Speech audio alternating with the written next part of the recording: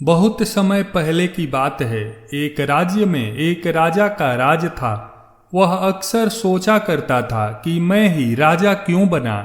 एक दिन इस प्रश्न का उत्तर प्राप्त करने के लिए उसने अपने राज्य के बड़े बड़े ज्योतिषियों को आमंत्रित किया। ज्योतिषियों के दरबार में उपस्थित होने पर राजा ने यह प्रश्न उनके सामने रखा। एक ज्योतिषी ने राजा की कुंडली देखकर कहा कि महाराज, आपकी कुंडली में राजयोग है, इसलिए आप राजा बने। फिर राजा ने कहा, जिस समय मेरा जन्म हुआ ठीक उसी समय कई अन्य लोगों का भी जन्म हुआ होगा, उन सब में मैं ही राजा क्यों बना।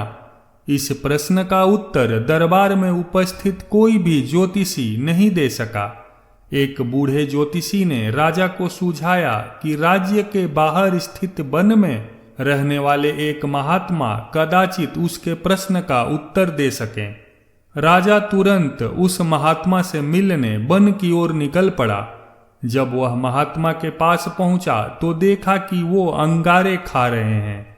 राजा घोर आश्चर्य में पड़ गया, किंतु उस समय राजा की प्राथमिकता अपने प्रश्न का उत्तर प्राप्त करना था, इसलिए उसने इधर उधर की कोई बात किए बिना अपना प्रश्न महात्मा के सामने रख दिया।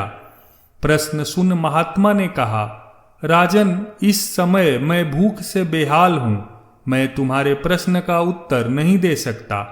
कुछ दूरी पर एक पहाड़ी है, उसके ऊपर एक और महात्मा तुम्हें मिलेंगे, वे तुम्हारे प्रश्न का उत्तर दे देंगे, तुम उनसे जाकर मिलो। राजा बिना समय व्यर्थ किए पहाड़ी पर पहुंचा। वहां भी उसके आश्चर्य की सीमा नहीं रही जब उसने देखा कि वहां वह महात्मा चिमटे से नोच नोच कर अपना ही मांस खा रहे हैं। राजा ने उनके समक्ष वह प्रश्न दोहराया।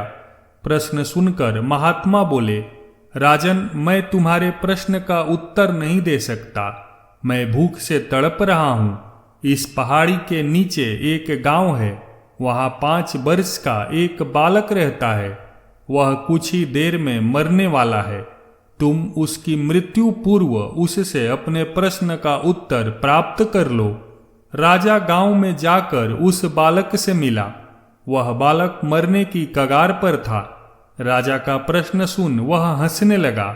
एक मरते हुए बालक को हंसता देख राजा चकित रह गया, किंतु वह शांति से अपने पूछे गए प्रश्न के उत्तर की प्रतीक्षा करने लगा।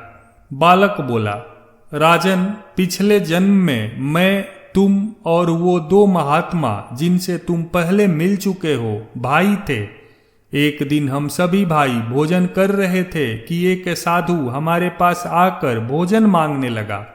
सबसे बड़े भाई ने उससे कहा कि तुम्हें भोजन दे दूंगा तो क्या मैं अंगारे खाऊंगा, और आज वह अंगारे खा रहा है।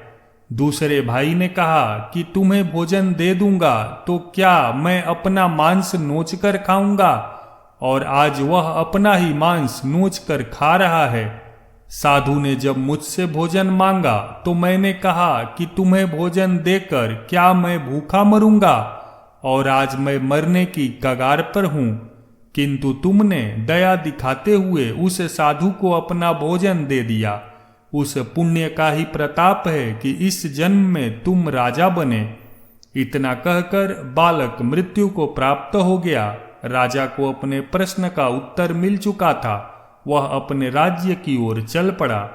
दोस्तों, इस कहानी से हमें सीख मिलती है कि अच्छे कर्म का अच्छा फल मिलता है, इसलिए सदा सत्कर्म करो और जहां तक संभव हो दूसरों की सहायता करो।